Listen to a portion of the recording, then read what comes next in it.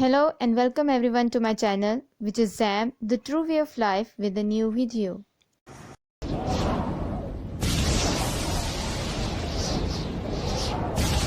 ਅੱਜ ਦਾ ਸਾਡਾ ਟੌਪਿਕ ਬਹੁਤ ਅਹਿਮ ਆ ਤੇ ਯਕੀਨਨ ਤੁਸੀਂ ਲੋਕ ਇਹਨੂੰ ਸਾਰੇ ਸੀਰੀਅਸਲੀ ਲਓਗੇ।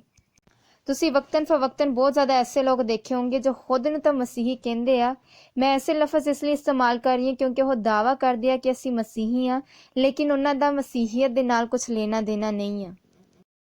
ਉਹ ਆਉਂਦੇ ਆ ਤੇ ਕੁਝ ਐਸੀ ਚੀਜ਼ਾਂ ਦਿਖਾਉਂਦੇ ਆ ਜੋ ਕਹਿੰਦੇ ਆ ਕਿ ਆ ਬਿਬਲੀਕਲ ਅਤੇ ਮਸੀਹ ਦੀ ਤਾਲੀਮ ਦੇ ਮੁਤਾਬਿਕ ਆ। ਉਹ ਐਸੀ ਚੀਜ਼ਾਂ ਵਿਖਾਉਂਦੇ ਆ ਜੋ ਬਜ਼ਾਤੇ ਖੁਦ ਮੈਨੂੰ ਹੈਰਾਨਗੀ ਜਾਂ ਸ਼ੱਕ 'ਚ ਪਾ ਦਿੰਦੀਆਂ ਨੇ ਕਿ ਵਾਕਈ ਮਸੀਹੀ ਹੈਗੇ ਵੀ ਆ ਜਾਂ ਨਹੀਂ। ਐਜ਼ ਯੂ ਨੋ, ਮਸੀਹੀਅਤ ਸਿਰਫ ਇੱਕ ਜੁਮਲਾ ਨਹੀਂ ਆ, ਇੱਕ ਆਇਤ ਨਹੀਂ ਆ। ਮਸੀਹੀਅਤ ਇੱਕ ਤਾਲੀਮ ਆ ਜਿਹੜੀ ਮਸੀਹ ਦੀ ਤਾਲੀਮ ਦੇ ਮੁਤਾਬਿਕ ਆ। ਤੇ ਜੇ ਤੁਸੀਂ ਇਸ ਤਾਲੀਮ ਦੇ ਵਿੱਚੋਂ ਕਿਸੇ ਇੱਕ ਚੀਜ਼ ਨੂੰ ਵੀ ਖਤਮ ਕਰਦੇ ਆ, ਤੇਰਾ ਮਤਲਬ ਇਹੀ ਬਣਦਾ ਕਿ ਤੁਸੀਂ ਕੋਈ ਚਾਲ ਚੱਲਣਾ ਚਾਹੁੰਦੇ ਆ। ਤੇ ਇਸੇ ਤਰ੍ਹਾਂ ਅਗਰ ਤੁਸੀਂ ਕੋਈ ਆਇਤ ਮੈਨੂੰ ਦੱਸਣਾ ਚਾਹੁੰਦੇ ਆ ਤੇ ਤੁਸੀਂ ਮੈਨੂੰ ਪੂਰਾ ਬਾਪ ਦੱਸੋਗੇ ਤਾਂ ਕਿ ਮੈਂ ਸਮਝ ਸਕਾਂ ਕਿ ਇਸ ਪੂਰੇ ਬਾਪ 'ਚ ਕੀ ਚੱਲ ਰਿਹਾ ਹੈ। ਜੇ ਤੁਸੀਂ ਸਿਰਫ ਇੱਕ ਮਖਸੂਸ ਆਇਤ ਹੀ ਮੈਨੂੰ ਦਿਖਾ ਦਿੰਦੇ ਆ ਤੇ ਮੈਂ ਉਸ ਆਇਤ ਦਾ ਮਤਲਬ ਨਹੀਂ ਸਮਝ ਸਕਾਂਗੀ। ਬਿਲਕੁਲ ਇਸੇ ਤਰ੍ਹਾਂ ਤੁਸੀਂ ਉਸ ਚੈਪਟਰ ਦੇ ਰਿਲੇਟਡ ਕੋਈ ਹੋਰ ਚੈਪਟਰ ਜੋ ਇਸ ਟੌਪਿਕ ਦੇ ਨਾਲ ਮਿਲਦਾ, ਤੁਸੀਂ ਉਹ ਵੀ ਮੈਨੂੰ ਦਿਖਾ ਸਕਦੇ ਆ ਤਾਂ ਕਿ ਮੈਂ ਉਸ ਆਇਤ ਨੂੰ ਸਮਝਾਂ। ਕਿਉਂਕਿ ਮੈਂ ਕੁਝ ਵੀ ਐਸਾ ਜੁਮਲਾ ਬੋਲ ਸਕਦੀ ਹਾਂ ਜਿਹਨੂੰ ਕੋਈ ਦੂਸਰਾ ਉਸੇ ਜੁਮਲੇ ਨੂੰ ਇਸਤੇਮਾਲ ਕਰਕੇ ਕਿਤੇ ਵੀ ਫਿੱਟ ਕਰ ਸਕਦਾ ਵਾ। ਤੇ ਇਸੇ ਤਰ੍ਹਾਂ ਦੇ ਅੱਜ ਕੱਲ੍ਹ ਬਹੁਤ ਸੇ ਐਸੇ ਲੋਕ ਆ ਜੋ ਖੁਦ ਨੂੰ ਤਾਂ ਮਸੀਹੀ ਕਹਿੰਦੇ ਆ ਤੇ ਸਮਝਦੇ ਉਹਨਾਂ ਕੋਲ ਬਹੁਤ ਵੱਡੀ ਕਲੀਸਿਆ ਵਾ, ਉਹਨਾਂ ਦੇ ਬਹੁਤ ਵੱਡੇ ਸਟੇਜ ਆ, ਲਾਈਟ ਉਹਨਾਂ ਦੇ ਚੱਲ ਰਹੀਆਂ ਵਾ ਤੇ ਉਹ ਵੀ ਇਸੇ ਤਰ੍ਹਾਂ ਕਰ ਰਹੇ ਆ। ਤੇ ਕੁਝ ਅਰਸਾ ਪਹਿਲੇ ਦੀ ਗੱਲ ਆ ਜਦੋਂ ਇੱਕ ਬਹੁਤ ਵੱਡਾ ਮਸ਼ਹੂਰ ਸਿੰਗਰ ਮਸੀਹੀ ਹੋਇਆ ਸੀਗਾ ਤੇ ਪੂਰੀ ਦੁਨੀਆ ਇਸ ਬਾਰੇ 'ਚ ਗੱਲ ਕਰ ਰਹੀ ਹੈ। ਤੇਰਾ ਮਤਲਬ ਕੀ ਹੋਇਆ ਕਿ ਉਹ ਸੱਚੀ ਮਸੀਹੀ ਸੀਗਾ? ਉਸ ਮਸ਼ਹੂਰ ਆਦਮੀ ਨੇ ਕੁਝ ਸੀਡੀਜ਼ ਬਣਾਈਆਂ ਜਿਹਦੇ ਵਿੱਚ ਉਹਨੇ ਖੁਦਾ ਦੀ ਤਮਜੀਦ ਕੀਤੀ ਤੇ ਉਸ ਤੋਂ ਬਾਅਦ ਉਹਨੂੰ ਵੇਚਣਾ ਸ਼ੁਰੂ ਕੀਤਾ ਤੇ ਉਸ ਸੀਡੀਜ਼ ਨੂੰ ਵੇਚਣ ਲਈ ਉਹਨੇ ਵੀਡੀਓਜ਼ ਵੀ ਪ੍ਰਮੋਟ ਕਰਾਈਆਂ। ਕੀ ਹੁਣ ਉਹ ਸ਼ਖਸ ਵਾਕਈ ਮਸੀਹੀ ਸੀਗਾ? ਕਿ ਵਾਕਈ ਉਹ ਬਲੀਵਰ ਬਣ ਚੁੱਕਿਆ ਸੀ? ਉਹ ਆਦਮੀ ਪਹਿਲੇ ਤੋਂ ਹੀ ਮਲਟੀ ਮਿਲੀਨੀਅਰ ਸੀਗਾ, ਉਹਨੂੰ ਪੈਸਿਆਂ ਦੀ ਜ਼ਰੂਰਤ ਨਹੀਂ ਸੀ। ਫਿਰ ਉਹਨੂੰ ਕੀ ਜ਼ਰੂਰਤ ਪੇਸ਼ ਆਈ ਕਿ ਉਹਨੇ ਸੀਡੀਜ਼ ਬਣਾ ਕੇ ਵੇਚਣਾ ਸ਼ੁਰੂ ਕੀਤੀਆਂ, ਉਹ ਵੀ ਖੁਦਾ ਦੀ ਤਮਜੀਦ ਤੇ ਉਸ ਤੋਂ ਬਾਅਦ ਉਹਨੇ ਲੋਕਾਂ ਨੂੰ ਵੀ ਦਾਵਤ ਦਿੱਤੀ ਕਿ ਉਹ ਵੀ ਈਮਾਨ ਲਿਆਉਣ ਤੇ ਇਸ ਵੀਡੀਓਜ਼ ਨੂੰ ਜ਼ਰੂਰ ਦੇਖਣ। ਲੇਕਿਨ ਉਹਨੇ ਇਸ ਕੰਮ ਦੇ ਪੈਸੇ ਲਏ ਤੇ ਜੋ ਕਿ ਉਹ ਪਹਿਲੇ ਹੀ ਮਿਲੀਨੀਅਰ ਸੀਗਾ, ਉਸ ਤੋਂ ਬਾਅਦ ਵੀ ਉਹਨੇ ਸੀਡੀਜ਼ ਬਣਾ ਕੇ ਵੇਚੀਆਂ। ਇਸ ਤੋਂ ਮੈਂ ਕਹਿੰਦੀ ਕਿ ਲੋਕ ਬਹੁਤ ਭੋਲੇ ਆ ਤੇ ਲੋਕ ਸਿਰਫ ਬਜ਼ਾਹਿਰ ਚੀਜ਼ ਨੂੰ ਦੇਖਦੇ ਲੇਕਿਨ ਉਸ ਚੀਜ਼ ਦੇ ਮਾਇਨੇ ਨੂੰ ਨਹੀਂ ਜਾਣਦੇ। ਤੇ ਨਾ ਹੀ ਇਹ ਚੀਜ਼ ਮਾਇਨੇ ਰੱਖਦੀ ਹੈ ਕਿ ਕੋਈ ਕਿੰਨਾ ਫੇਮਸ ਆ ਜਾਂ ਕੋਈ ਗਰੀਬ ਆ। ਜੋ ਕੋਈ ਮਸੀਹ ਨੂੰ ਕਬੂਲ ਕਰਦਾ ਉਹ ਮਸੀਹ ਦੀ ਨਜ਼ਰ 'ਚ ਬਹੁਤ ਜ਼ਿਆਦਾ ਅਹਿਮ ਆ। ਮਸੀਹ ਦੀ ਨਜ਼ਰ 'ਚ ਕੋਈ ਬਾਦਸ਼ਾਹ ਤੇ ਕੋਈ ਗਰੀਬ ਨਹੀਂ ਆ। ਦੂਸਰਾਂ ਦੀ ਬਾਦਸ਼ਾਹਤ ਉਹਦੇ ਨਜ਼ਦੀਕ ਮਾਇਨੇ ਨਹੀਂ ਰੱਖਦੀ, ਨਾ ਹੀ ਉਹਨਾਂ ਦਾ ਫੇਮ ਉਹਦੇ ਨਜ਼ਦੀਕ ਮਾਇਨੇ ਰੱਖਦਾ, ਬਲਕਿ ਆ ਉਹਨਾਂ ਦੇ ਹੀ ਖਿਲਾਫ ਆ, ਨਾ ਕਿ ਉਹਨਾਂ ਦੇ ਫਾਇਦੇ ਲਈ ਆ। ਬਹੁਤ ਜ਼ਿਆਦਾ ਐਸੇ ਲੋग हैं जो कहते हैं हमारी लड़ाई खून और गोश्त से नहीं बल्कि शैतान और उसकी ताकतों से है। ਤੇ ਫਿਰ ਵੀ ਅਗਰ ਕੋਈ ਗਲਤ ਤਾਲੀਮ ਦਿੰਦਾ ਤਾਂ ਸਾਨੂੰ ਉਹਨਾਂ ਲਈ ਦੁਆ ਕਰਨੀ ਚਾਹੀਦੀ, ਨਾ ਕਿ ਉਹਨਾਂ ਦੇ ਖਿਲਾਫ ਬੋਲਣਾ ਚਾਹੀਦਾ। ਹੁਣ ਤੁਹਾਨੂੰ ਇੱਦਾਂ ਕਰਨਾ ਚਾਹੀਦਾ ਕਿ ਮੈਂ ਤੇਰੇ ਲਈ ਦੁਆ ਕਰਾਂਗੀ ਕਿ ਤੂੰ ਯਿਸੂ ਨੂੰ ਦੇਖੇਂਗਾ, ਤੂੰ ਯਿਸੂ ਨੂੰ ਸਮਝੇਂਗਾ, ਤੂੰ ਬਾਈਬਲ ਨੂੰ ਸਮਝੇਂਗਾ ਤੇ ਆਹੀ ਮਸੀਹੀਅਤ ਆ। ਲੇਕਿਨ ਜਿੱਦਾਂ ਕਿ ਅਸੀਂ ਸਾਰੇ ਜਾਣਦੇ ਆ ਗਲਤ ਤਾਲੀਮ ਆ। ਯਿਸੂ ਨੇ ਕਿ ਯਹੂਦੀਆਂ ਨੂੰ ਇਹ ਕਿਹਾ ਸੀ ਮੈਂ ਤੇਰੇ ਲਈ ਦੁਆ ਕਰਾਂਗਾ ਕਿ ਤੂੰ ਮੈਨੂੰ ਮੰਨੇਗਾ ਤੇ ਤੂੰ ਮੈਨੂੰ ਸਮਝੇਂਗਾ ਤੇ ਤੁਸੀਂ ਮੈਨੂੰ ਕਬੂਲ ਕਰੋਗੇ। ਨਹੀਂ, ਐਸੇ ਲੋਕ ਖੁਦ ਨੂੰ ਤਾਂ ਮਸੀਹੀ ਕਹਿੰਦੇ ਆ ਪਰ ਉਹਨਾਂ ਨੇ ਪਤਾ ਨਹੀਂ ਮਸੀਹੀਅਤ ਦੀ ਤਾਲੀਮ ਕਿੱਥੋਂ ਲਈ ਆ। खुदा ਦੇ जिंदा कलाम ਵਿੱਚ लिखा है, बल्कि मसीह को खुदावन जानकर अपने दिलों में मुकद्दस समझो और जो कोई तुमसे तुम्हारी उम्मीद की वजह दरियाफ्त करे उसको जवाब देने के लिए हर वक्त मुस्तैद रहो, मगर हिलम और खौफ के साथ। यानी खुदा ਦਾ जिंदा कलाम भी ਸਾਨੂੰ ਇਸ ਗੱਲ ਦੀ ਇਜਾਜ਼ਤ ਦਿੰਦਾ ਕਿ ਅਸੀਂ ਗਲਤ ਤਾਲੀਮ ਦੇ ਖਿਲਾਫ ਬੋਲੀਏ ਤੇ ਜੋ ਕੋਈ ਸਾਡੇ ਕੋਲ ਸਵਾਲ ਪੁੱਛਦਾ ਉਹਦੇ ਜਵਾਬ ਲਈ ਵੀ ਤਿਆਰ ਰਹੀਏ। ਤੇ ਜਿਸ ਤਰ੍ਹਾਂ कि खुदा ਦਾ कलाम कहता है, क्योंकि ऐसा वक्त आएगा कि लोग सही तालीम की बर्दाश्त न करेंगे बल्कि कानों की खुजले के बायस अपनी अपनी ख्वाहिशों के मुवाफिक बहुत से उस्ताद बना लेंगे और अपने कानों को हक की तरफ से फेर कर कहानियों पर मतवज्जा होंगे। तो एक और जगह पे खुदा दे कलाम ने किया है, और उन आदमियों में रद्दो बदल पैदा होता है जिनकी अकल बिगड़ गई है और वो हक से महरूम है और दीनदारी को नफ़ा ही का ज़रिया समझते हैं। ਹੁਣ ਅਸੀਂ ਸ਼ੁਰੂ ਕਰਦੇ ਹਾਂ ਸਾਡੇ ਅੱਜ ਦੇ ਮੇਨ ਟੌਪਿਕ ਨੂੰ, ਯਾਨੀ ਮਤੀ ਔਰ 23ਵਾਂ ਬਾਬ। ਮਤੀ 23ਵੇਂ ਬਾਬ 'ਚ ਯਿਸੂ ਮਸੀਹ ਨੇ ਨਾ ਸਿਰਫ ਫਰੀਸੀਆਂ ਨੂੰ ਰੋਕਿਆ ਬਲਕਿ ਉਹਨਾਂ ਨੂੰ ਡਿਸਟਰੋਏ ਕੀਤਾ, ਉਹਨਾਂ ਦੇ ਝੂਠਾਂ ਨੂੰ। उस वक्त यीशु ने भीड़ से और अपने शागिर्दों से ये बातें कही कि फकीर और फरीसी मूसा की गद्दी पर बैठे हैं, बस जो कुछ वो तुम्हें बताएं वो सब करो और मानो, लेकिन उनके से काम न करो क्योंकि वो कहते हैं और करते नहीं। ਹੁਣ ਦੇਖੋ ਇੱਥੇ ਯਿਸੂ ਮਸੀਹ ਖੁਦ ਕਹਿ ਰਿਹਾ ਤੁਸੀਂ ਉਹਨਾਂ ਅਰਗੇ ਕੰਮ ਨਾ ਕਰੋ ਕਿਉਂਕਿ ਉਹ ਕਹਿੰਦੇ ਆ ਪਰ ਕਰਦੇ ਨਹੀਂ। ਯਿਸੂ ਮਸੀਹ ਨੇ ਪਹਿਲੇ ਜੁਮਲੇ ਤੋਂ ਉਹਨਾਂ ਤੇ ਅਟੈਕ ਕਰਨਾ ਸ਼ੁਰੂ ਕਰ ਦਿੱਤਾ। ਯਿਸੂ ਮਸੀਹ ਖੁਦ ਕਹਿ ਰਿਹਾ ਕਿ ਉਹ ਝੂਠੇ ਆ ਕਿਉਂਕਿ ਜੋ ਕੁਝ ਉਹ ਕਹਿੰਦੇ ਆ ਉਹਨੂੰ ਕਰਦੇ ਨਹੀਂ। ਹੁਣ ਤਾਂ ਪਹਿਲਾ ਜੁਮਲਾ ਹੈ, ਹਲੇ ਤਾਂ ਚੈਪਟਰ ਦੀ ਸ਼ੁਰੂਆਤ ਆ। ਉਹਨਾਂ ਦੇ ਕੋਲ ਸ਼ਰੀਅਤ ਦੀ ਖੁਦ ਦੀ ਤਫਸੀਰ ਸੀਗੀ, ਉਹ ਸਿਰਫ ਉੱਤੇ ਅਮਲ ਕਰਦੇ ਸੀ ਜੋ ਉਹਨਾਂ ਦੇ ਮੁਤਾਬਿਕ ਹੁੰਦਾ ਸੀ, ਨਾ ਕਿ ਸ਼ਰੀਅਤ ਦੇ ਮੁਤਾਬਿਕ, ਜਿਹਦਾ ਮਤਲਬ ਇਹ ਬਣਦਾ ਹੈ ਕਿ ਉਹ ਖੁਦ ਦੀ ਤਫਸੀਰ ਤੇ ਅਮਲ ਕਰਦੇ ਸੀ। ਇਸ ਤੋਂ ਯਿਸੂ ਮਸੀਹ ਨੇ ਕਿਹਾ ਉਹਨਾਂ ਦੇ ਕੰਮ ਨਾ ਕਰੋ, ਯਾਨੀ ਉਹਨਾਂ ਨੂੰ ਫੋਲੋ ਨਾ ਕਰੋ। ਲੇਕਿਨ ਉਹ ਤਾਂ ਮਾਸਟਰ ਸੀਗੇ, ਉਹ ਵੀ ਰੱਬਈ ਸੀਗੇ, ਉਹ ਕੋਈ ਆਮ ਸ਼ਖਸ ਨਹੀਂ ਸੀ। ਜਿਸ ਤਰ੍ਹਾਂ ਅੱਜ ਕੱਲ੍ਹ ਖਾਦਮੀਨ ਨੇ ਤੇ ਅੱਜ ਕੱਲ੍ਹ ਦੇ ਬਿਸ਼ਪ ਤੇ ਪੋਪ ਵਗੈरह ਨੇ। अगली आयत से लिखा है, वो ऐसे भारी बोझ जिनको उठाना मुश्किल है बांध कर लोगों के कंधों पर रखते हैं, मगर आप उनको अपनी उंगली से भी हिलाना नहीं चाहते। वो अपने सब काम लोगों को दिखाने को करते हैं क्योंकि वो अपने तावीज़ बड़े बनाते और अपनी पोशाक के किनारे चौड़े रखते हैं और ज़ियाफ़तों में सदर नशीनी और इबादत खाना में आला दर्जा की कुर्सियाँ और बाज़ारों में सलाम और आदमियों से रब्बी कहलाना पसंद करता है, मगर तुम रब्बी ना कहलाओ क्योंकि तुम्हारा उस्ताद एक ही है और तुम सब भाई हो। यानी ਉਹਨਾਂ ਨੂੰ ਇਹ ਪਸੰਦ ਸੀਗਾ ਕਿ ਰੱਬੀ ਕਹਿਲਾਏ ਜਾਣ। ਇਹ ਬਿਲਕੁਲ ਐਸੀ ਹੀ ਗੱਲ ਆ ਜਿਸ ਤਰ੍ਹਾਂ ਅੱਜ ਕੱਲ੍ਹ ਦੇ ਲੋਕ ਇਸ ਚੀਜ਼ ਨੂੰ ਪਸੰਦ ਕਰਦੇ ਆ ਕਿ ਉਹ ਬਿਸ਼ਪ ਕਹਿਲਾਏ ਜਾਣ ਜਾਂ ਪੋਪ ਕਹਿਲਾਏ ਜਾਣ ਜਾਂ ਕੁਝ ਹੋਰ ਖਾਸ ਲਫ਼ਜ਼ਾਂ ਦੇ ਨਾਲ ਉਹਨਾਂ ਨੂੰ ਬੁਲਾਇਆ ਜਾਏ। ਲੇਕਿਨ ਆ ਸਭ ਫਾਲਸ ਨੇਮਸ ਆ, ਕਿਉਂਕਿ ਇਹ ਤਦੀ ਦਰੁਸਤ ਹੋ ਸਕਦੇ ਆ ਜਦੋਂ ਅਸੀਂ ਖੁਦ ਨੂੰ ਖਾਦਮ ਸਮਝ ਕੇ, ਖੁਦ ਨੂੰ ਪਾਸਟਰਸ ਕਹਿ ਕੇ, ਖੁਦ ਨੂੰ ਖਾਦਮੀਨ ਦੇ ਤੌਰ ਤੇ ਲੈ ਕੇ ਕੰਮ ਕਰੀਏ ਤੇ ਉਸ ਵਕਤ ਅਸੀਂ ਇਸ ਟਾਈਟਲ ਦੇ ਹੱਕਦਾਰ ਹੁੰਦੇ ਆ ਤੇ ਉਸੇ ਵਕਤ ਇਹ ਟਾਈਟਲ ਸਾਡੇ ਤੇ ਪੂਰਾ ਆਉਂਦਾ ਹੈ। ਲੇਕਿਨ ਉਹਦੇ ਬਾਵਜੂਦ ਵੀ ਸਿਰਫ ਸਾਡਾ ਇੱਕੋ ਹੀ ਮਾਸਟਰ ਹੈ ਤੇ ਸਾਡਾ ਇੱਕੋ ਹੀ ਉਸਤਾਦ ਹੈ ਜੋ ਕਿ ਖੁਦਾਵੰਦ ਯਿਸੂ ਮਸੀਹ ਹੈ। ਤੇ ਕੋਈ ਵੀ ਆਪਣੇ ਆਪ ਨੂੰ ਲੀਡਰ ਨਾ ਸਮਝੇ ਕਿਉਂਕਿ ਸਾਡਾ ਇੱਕੋ ਹੀ ਲੀਡਰ ਹੈ, ਕਿਉਂਕਿ ਉਹ ਮਸੀਹ ਆ। ਲੇਕਿਨ ਅਗਰ ਕੋਈ ਪਾਸਟਰ ਖੁਦ ਨੂੰ ਖਾਦਮੀਨ ਦੇ ਤੌਰ ਤੇ ਸਮਝਦਾ ਹੈ ਤੇ ਉਹ ਸਾਡਾ ਭਰਾ ਹੈ ਤੇ ਉਹ ਸਾਡੇ ਵਿੱਚੋਂ ਹੈ। ਲੇਕਿਨ ਅਗਰ ਉਹ ਫਿਰ ਵੀ ਇਸ ਚੀਜ਼ ਨੂੰ ਮੰਨਦੇ ਕਿ ਉਹਨੂੰ ਕਿਸੇ ਖਾਸ ਟਾਈਟਲ ਦੇ ਨਾਲ ਬੁਲਾਇਆ ਜਾਏ ਤੇ ਇੱਕ ਫਾਲਸ ਪ੍ਰੀਚਰ ਆ।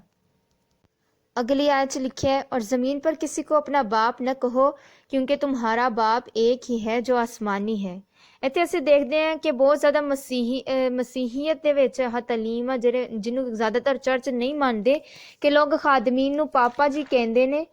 ਤੇ ਬਾਪ ਦਾ ਇੱਥੇ ਮਤਲਬ ਕੀ ਆ? ਸਾਡਾ ਬਾਪ ਜੋ ਅਸਮਾਨ ਤੇ ਆ ਸਿਰਫ ਉਹੀ ਸਾਡਾ ਬਾਪ ਹੈ ਤੇ ਉਹਨੂੰ ਹੀ ਬਾਪ ਕਹਾ ਜਾਏ, ਇਹ ਬਾਈਬਲ ਸਾਨੂੰ ਕਹਿੰਦੀ ਆ। ਤੇ ਲੋਕ ਕਿਸੇ ਵੀ ਖਾਦਮ ਨੂੰ ਪਾਪਾ ਜੀ ਫਿਰ ਕਿਉਂ ਕਹਿੰਦੇ ਆ? ਇੱਥੇ ਇਹ ਦਲੀਲ ਬਣਦੀ ਆ ਕਿ ਕਿਸੇ ਕਮਿਊਨਿਟੀ ਦਾ ਬਾਪ ਹੋ ਸਕਦਾ, ਨਾ ਕਿ ਮਸੀਹੀਆਂ ਦਾ, ਕਿਉਂਕਿ ਮਸੀਹੀਆਂ ਦਾ ਬਾਪ ਸਿਰਫ ਇੱਕੋ ਹੀ ਆ ਤੇ ਉਹ ਖੁਦਾ ਵਾ। ਤੇ ਕਿਸੇ ਵੀ ਕਮਿਊਨਿਟੀ ਦਾ ਬਾਪ ਉਹ ਆ ਜੋ ਉਸ ਦੀ ਦੇਖਭਾਲ ਕਰਦਾ। ਜੈਸਾ ਕਿ ਮੈਂ ਇੱਕ ਕਹਾਣੀ ਸੁਣੀ, ਇੱਕ ਪ੍ਰੀਸਟ ਜੋ ਕਿ ਇਟਲੀ ਦਾ ਰਹਿਣ ਵਾਲਾ ਸੀ, ਉਹਨੂੰ ਕਰੋਨਾ ਵਾਇਰਸ ਸੀ। ਕਰੋਨਾ ਹੋਣ ਦੇ ਬਾਵਜੂਦ ਉਹਨੂੰ ਬਰੀਦਿੰਗ ਮਸ਼ੀਨ ਲਗਵਾਉਣ ਦੀ ਜ਼ਰੂਰਤ ਸੀਗੀ, ਲੇਕਿਨ ਉਹਨੇ ਇਸ ਬਰੀਦਿੰਗ ਮਸ਼ੀਨ ਨੂੰ ਲਗਵਾਉਣ ਦੀ ਇਨਕਾਰ ਕਰ ਦਿੱਤਾ। ਇਸ ਤਰ੍ਹਾਂ ਉਹ ਮਸ਼ੀਨ ਉਹਨੇ ਇੱਕ ਨੌਜਵਾਨ ਨੂੰ ਦੇ ਦਿੱਤੀ ਜੋ ਕਿ ਸ਼ਦੀਦ ਬਿਮਾਰ ਸੀਗਾ, ਉਹਨੂੰ ਬਚਾਉਣ ਦੇ ਲਈ। ਤੇ ਇਸ ਤਰ੍ਹਾਂ ਉਹ ਖਾਦਮ ਜਿਹਨੂੰ ਮਸ਼ੀਨ ਨਹੀਂ ਮਿਲੀ ਉਹ ਮਰ ਗਿਆ ਤੇ ਇਸ ਤਰ੍ਹਾਂ ਉਹ ਉਸਦਾ ਬਾਪ ਠਹਿਰਿਆ। ਲੇਕਿਨ ਸਾਡਾ ਬਾਪ ਨਹੀਂ, ਕਿਉਂਕਿ ਇੱਕ ਜਿਹੜਾ ਇਹ ਖਾਦਮ ਸੀਗਾ ਇੱਕ ਬਹੁਤ ਅਜ਼ੀਮ ਮਸੀਹੀ ਸੀ ਤੇ ਉਹਨੇ ਇੱਕ ਸੱਚਾ ਮਸੀਹੀ ਹੋਣ ਦੀ ਖਾਤਰ ਖੁਦ ਨੂੰ ਉਸ ਨੌਜਵਾਨ ਦੇ ਲਈ ਕੁਰਬਾਨ ਕਰ ਦਿੱਤਾ, ਕਿਉਂਕਿ ਉਹ ਜਾਣਦਾ ਸੀਗਾ ਕਿ ਉਹ ਹੁਣ ਬੂੜਾ ਹੈ। ਤੇ ਉਹਨੂੰ ਜਦਕਿ ਆਹ ਨੌਜਵਾਨ ਜੋ ਉਹਨੇ ਦੇਖਿਆ ਤੇ ਉਹਨੇ ਉਸ ਵਕਤ ਉਸਨੇ ਉਸ ਇਨਸਾਨ ਨੂੰ ਕਿਹਾ ਕਿ ਮੈਂ ਬਹੁਤ ਜੀ ਚੁੱਕਿਆ ਤੇ ਇਸ ਮਸ਼ੀਨ ਨੂੰ ਸਾਨੂੰ ਦੋਵਾਂ ਵਿੱਚੋਂ ਕੋਈ ਇੱਕ ਨੂੰ ਬਚਾਏਗੀ। ਤੇ ਉਸ ਵਕਤ ਉਸ ਮਸ਼ੀਨ ਨੂੰ ਉਹਨੇ ਦੂਸਰੇ ਇਨਸਾਨ ਉਸ ਨੌਜਵਾਨ ਨੂੰ ਦੇ ਦਿੱਤਾ ਜੋ ਕਿ ਬਿਮਾਰ ਸੀਗਾ। ਤੇ ਇਸ ਤਰ੍ਹਾਂ ਉਹ ਸੱਚਾ ਮਸੀਹੀ ਠਹਿਰਿਆ, ਨਾ ਕਿ ਸਾਡਾ ਬਾਪ, ਕਿਉਂਕਿ ਸਾਡਾ ਬਾਪ ਸਿਰਫ ਇੱਕੋ ਹੀ ਆ ਜੋ ਕਿ आसमानी बाप आ। ਤੇ ਅਗਲੀ 10ਵੀਂ ਆਇਤ ਤੇ ਯਿਸੂ ਮਸੀਹ ਕਹਿ ਰਿਹਾ, और ना तुम हादी कहलाओ کیونکہ تمہارا ہادی ایک ہی ہے یعنی مسیح، لیکن جو تم میں بڑا ہے وہ تمہارا خادم بنے۔ بالکل خدا نے اسے انہوں وڈا ٹھہرایا ہے جو کہ نامہ دے پیچھے نہیں بھجدا، کیونکہ سانوں نامہ دی ضرورت نہیں، کیونکہ خادم وہ آ جو اپنے نامہ دی پرواہ نہیں کردا، یعنی وہ یہ نہیں کہندا کہ مینوں ربی بلاؤ یا مینوں ماسٹر بلاؤ یا مینوں بشپ بلاؤ یا مینوں پاسٹر بلاؤ، بلکہ وہ کہندا کہ میں صرف ایک خادم ہاں۔ اس طرح وہ ساڈے سارے وچ وڈا بندا ہے۔ تے 12ویں آیت یسوع مسیح کہندا ہے، اور جو کوئی اپنے آپ کو بڑا بنائے گا وہ چھوٹا کیا جائے گا، اور جو اپنے آپ کو چھوٹا بنائے گا وہ بڑا کیا جائے گا۔ اے ریاکار فقیروں اور فریسیوں، تم پر افسوس کہ آسمان کی بادشاہی لوگوں پر بند کرتے ہو، کیونکہ نہ تو آپ داخل ہوتے ہو اور نہ داخل ہونے والوں کو داخل ہونے دیتے ہو۔ اور اتنے دیکھو کہ کچھ لوگ کہندے کہ سانو خادمین نو کچھ نہیں کہنا چاہیے، سانو یہ نہیں کہنا چاہیے، لیکن یسوع مسیح اتنے کی لفظ استعمال کر رہے ہیں، افسوس تم پر، وہ انٹو یو۔ یہاں اتنے یسوع مسیح یہ کہن دے کہ افسوس تم پر فقیر اور فریسیوں، افسوس تم پر غلط تعلیم دینے والوں۔ لیکن کچھ لوگ کہندے نہیں اسی ایداں نہیں کہہ سکتے۔ ہن تسی آپ اتنے دیکھ سکتے کہ یسوع مسیح نہ صرف انہاں دی غلط تعلیم نو ایکسپوز کر رہا ہے، بلکہ انہاں نو کہن دے افسوس تم پر، یعنی ہن تسی دیکھ سکتے کہ غلط تعلیم نو ایکسپوز کرنا کنا آسان ہے، کہ ایداں دے لوکاں نو شرم نہیں آندی جو خود نو مسیحی کہندے آ تے غلط تعلیم دیندے آ۔ اگر کوئی بھی یہ کہندا ہے کہ کیتھولک جڑے کرسچن نہیں آ تو خادم خود فالس پریچر آ۔ اور میں تسی جدہ کہ جانتے نہ میں کیتھولک ہاں، نہ میں پروٹسٹینٹ ہاں، نہ میں پریسبیٹیرین ہاں، نہ میں آرتھوڈوکس ہاں، تے نہ ہی میں انہاں وچوں کچھ بننا چاہنی ہاں، کیونکہ میں مسیح دی پیروکار ہاں تے میں اور فالوور ہاں، تے اس کر کے میں کرسچن یعنی مسیحی ہاں۔ تے اگر کوئی بھی خادم یہ کہندا کہ کیتھولک کرسچن نہیں آ، تیرا مطلب یہ ہے کہ وہ خود بھی ایک ڈیول آ، خود بھی ایک شیطان آ۔ تانوں کنے حق بخشیا کہ جڑا کوئی مسیح نو جاندا تے انہوں مندا کرسچن نہیں ہے، تسی یہ کہو؟ تسی ہوندے کون ہو جو اس گل دا فیصلہ کرو کہ مسیحی ہے گیا یا نہیں؟ تسی اس طرح دے خادمین نو فالو بھی کس طرح کر سکتے ہیں جو کہ خود مسیحیاں نو ڈیوائڈ کرے، اور خود فالس پریچر آتے لوکاں نو بھی یہی چیز سکھا رہا وا۔ مینوں سمجھ نہیں آندی کہ لوگ اتنے زیادہ بے وقوف کس طرح ہو سکتے کہ انہاں دے کول بائبل آ تے وہ اس چیز نو نہیں پڑھ سکتے کہ جتھے یسوع مسیح نے کہا جو کوئی مجھ پر ایمان لائے گا وہ ہمیشہ کی زندگی پائے گا۔ اور یسوع مسیح کی کہہ رہا ہے؟ جو کوئی مجھ پر ایمان لائے گا اور مرے گا ہمیشہ کی زندگی پائے گا۔ کون وہ ہے جو اس پر ایمان لائیں گے؟ کوئی بھی کسی چیز پر یقین رکھیں گے اس پر کہ وہ خدا ہے، یعنی جو کوئی اتنے ایمان لے آئے گا تے اس گل تے یقین رکھے گا کہ یسوع مسیح خدا وا تے وہ سولی تے چڑھایا گیا تے وہ ساڈی نجات دہندہ وا، وہ مسیحی آ۔ تے وہ مسیحی کون آ؟ کیتھولک، پروٹسٹینٹ، آرتھوڈوکس، کیونکہ وہ سارے اس گل تے یقین رکھتے ہیں کہ یسوع مسیح خدا وا تے وہ سولی تے چڑھایا گیا تو ساڈی نجات دا باعث ٹھہریا، تے اس کر کے وہ مسیحی آ۔ تے تسی ایسے خادمین نو فالو نہ کرو کیونکہ وہ خود ڈیول ہے تے ڈیول دے خادمین جو اس گل نو منتے نہیں کہ کیتھولک والے مسیحی ہے تے انہاں نو ڈیوائڈ کرن دی کوشش کردے آ۔ ہن اتنے خود جڑی آیتاں اسی پڑھ رہے ہیں انہاں وچ سانوں پتہ لگ رہا ہے کہ یسوع مسیح انہاں پریسٹ نو تعلیم دے رہے آ۔ ان آیات وچ یسوع فقی فریسی ہائی پریسٹ جو کہ مذہب دے سب تو اچے درجے تے نافذ سیگے، یسوع مسیح انہاں نو تعلیم دے رہے آ۔ اس تو ایسی جھوٹی تعلیم دینے والے لوکاں کولوں خبردار ہو۔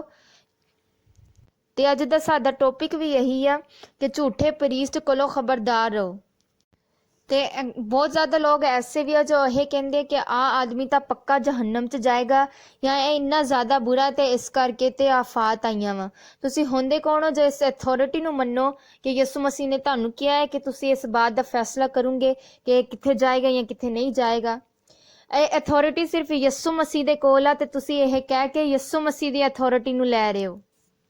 تسی بالکل الخمینی دی طرح بن رہے ہو جو کہ کہندا ہے کہ آدمی فردوس چ جائے گا یا آدمی جہنم چ ڈالیا جائے گا، جو کہ بالکل فالس ٹیچنگ آ۔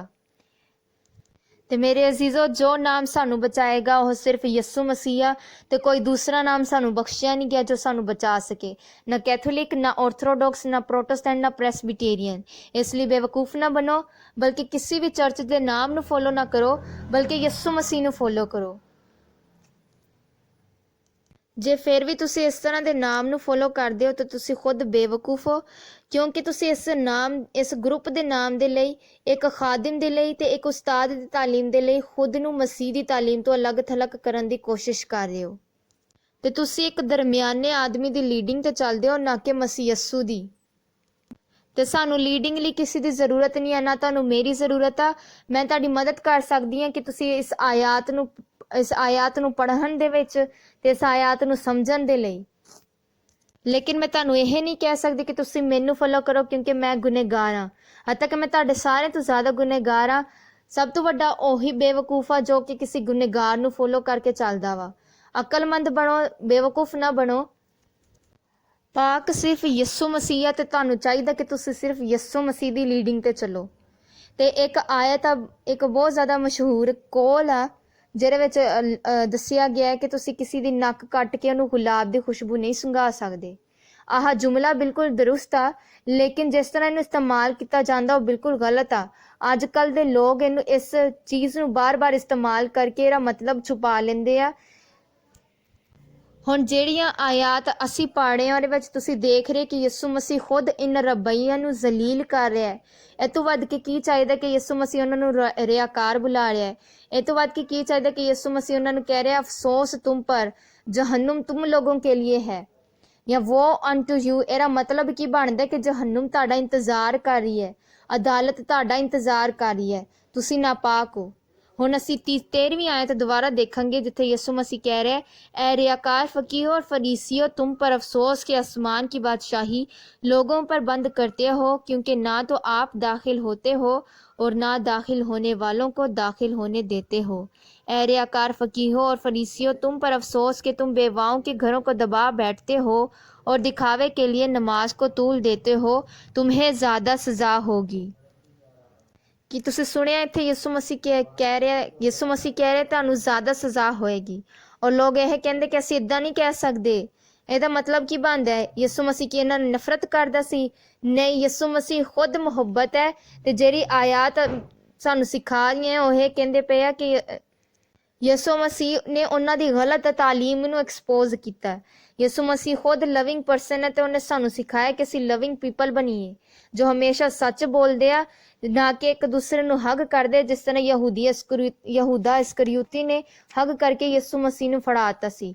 ਤੇ ਇਦਾਂ ਦੇ ਬਹੁਤ ਜ਼ਿਆਦਾ ਲੋਕ ਆ ਜੋ ਬਾਈਬਲ ਦੀ ਇੱਕ ਆਇਤ ਚੱਕਦੇ ਤੇ ਉਹਦਾ ਮਤਲਬ ਆਪਣੇ ਮੁਤਾਬਿਕ ਬਦਲ ਦਿੰਦੇ ਆ ਤਾਂ ਕਿ ਤੁਹਾਨੂੰ ਬੇਵਕੂਫ ਬਣਾਇਆ ਜਾ ਸਕੇ। ਤੇ ਇਸ ਸਬਬ ਤੋਂ ਤੁਸੀਂ ਇਸ ਕਾਬਿਲ ਨਹੀਂ ਰਹਿੰਦੇ ਕਿ ਲੋਕਾਂ ਨੂੰ ਯਿਸੂ ਮਸੀਹ ਦੀ ਜਾਨਿਬ ਲੈ ਕੇ ਆ ਸਕੋ। ਹੁਣ ਤੁਸੀਂ ਇਸ ਆਇਤ ਵਿੱਚ ਦੇਖ ਸਕਦੇ ਹੋ ਕਿ ਯਿਸੂ ਮਸੀਹ ਨੇ ਕਿੰਨੀ ਦਫਾ ਉਹਨਾਂ ਨੂੰ ਰਿਆਕਾਰ ਬੁਲਾਇਆ ਹੈ। ਹੁਣ ਅਸੀਂ 15ਵੀਂ ਆयत पढ़ेंगे।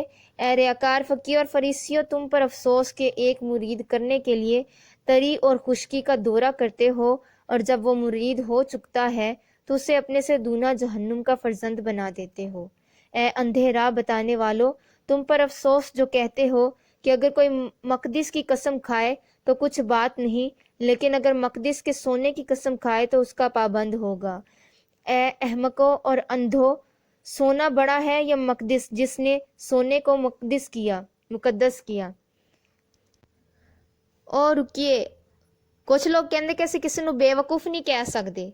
ਹੁਣ ਤੁਸੀਂ ਦੇਖ ਸਕਦੇ ਹੋ ਕਿ ਐਸੇ ਲੋਕ ਯਿਸੂ ਮਸੀਹ ਦੀ ਤਾਲੀਮ ਤੋਂ 180 ਡਿਗਰੀ ਉਲਟਾ ਸਿਖਾਉਂਦੇ ਆ। ਯਿਸੂ ਮਸੀਹ ਨੇ ਇਹਨਾਂ ਨੂੰ ਇੱਥੇ ਕੀ ਕਿਹਾ? ਐ ਅਹਿਮਕੋ ਯਾਨੀ ਬੇਵਕੂਫੋ, ਐ ਅੰਧੋ। ਇਹਨਾਂ ਝੂਠੇ ਲੋਕਾਂ ਦੇ ਮੁਤਾਬਿਕ ਤੁਸੀਂ ਕਿਸੇ ਨੂੰ ਬੇਵਕੂਫ ਨਹੀਂ ਕਹਿ ਸਕਦੇ, ਜਦਕਿ ਬਾਈਬਲ ਇਹ ਸਿਖਾਉਂਦੀ ਹੈ ਕਿ ਅਦਾਲਤ ਉਹਨਾਂ ਲੋਕਾਂ ਵਾਸਤੇ ਜੋ ਕਿ ਆਪਣੇ ਭਾਈ ਨੂੰ ਬੇਵਕੂਫ ਬੁਲਾਵੇ। ਇਸ ਆਇਤ ਦੇ ਵਿੱਚ ਜੋ ਗਲਤ ਤਾਲੀਮ ਦੇ ਰਿਹਾ ਯਿਸੂ ਮਸੀਹ ਨੇ ਉਹਨਾਂ ਦੀ ਝੂਠੀ ਤਾਲੀਮ ਤੇ ਉਹਨਾਂ ਨੂੰ ਕਿਹਾ ਹੈ ਕਿ ਉਹ ਬੇਵਕੂਫ ਆ।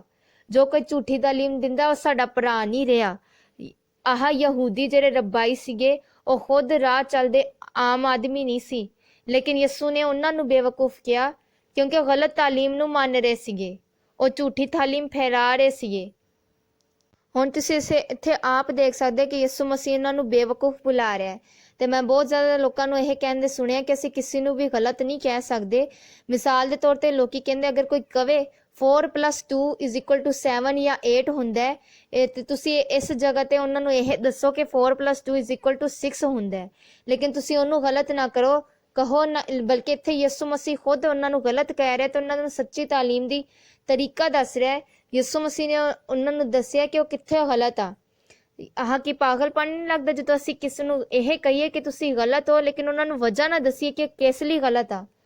ਬਸ ਅਸੀਂ ਇਹ ਕਹਿੰਦੇ ਜਾਈਏ ਤੁਸੀਂ ਗਲਤ ਹੋ, ਲੇਕਿਨ ਤੁਸੀਂ ਇਹਨਾਂ ਨੂੰ ਇਹ ਵਜ੍ਹਾ ਨਾ ਦੱਸਿਓ ਕਿ ਉਹ ਕੱਲ੍ਹ ਹੀ ਗਲਤ ਆ।